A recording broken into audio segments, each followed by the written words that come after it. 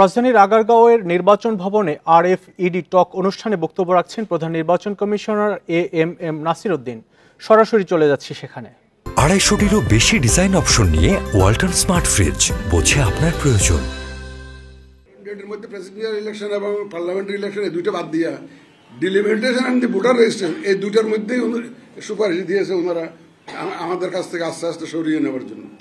এখন ডিলিমিটেশন বাদ দিলে যেটা হবে, আমাদের কাছ থেকে নিয়ে গেলে যেটা হবে, অথবা যদি এমন কোনো শর্ত দেওয়া হয় যাতে আমরা ফিক্স করতে না পারি, যারা অভিযোগগুলো দিয়েছে তাদের এই আবেদনগুলো যাতে বিবেচনার সময় যদি বাধা সৃষ্টি হয় আবার নতুন করে, তাইলে কিন্তু বিশাল একটা সমস্যা দেখা দিবে।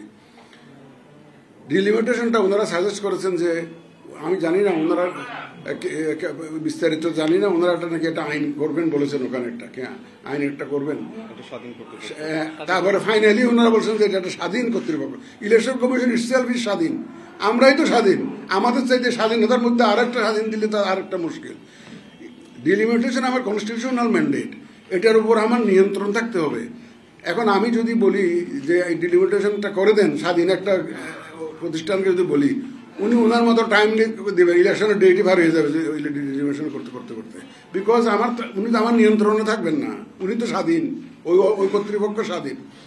সুতরাং টাইমলি কমপ্লিট করা এবং প্রপারলি কমপ্লিট করা যেটা কনস্টিটিউশনাল ম্যান্ডেট, এটা অন্য কোনো কর্তৃপক্ষকে দেওয়াটা আমরা যুক্তিযুক্ত মনে করি না।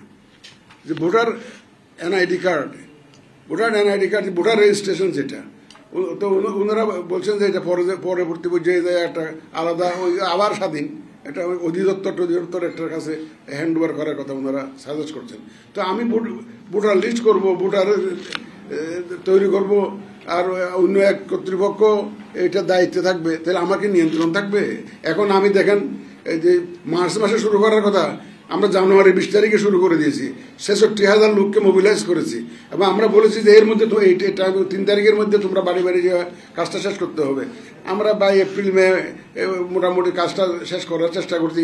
ইউএনডিবিকে বলে তাদের থেকে লজিস্টিক সাপোর্ট নিচ্ছি।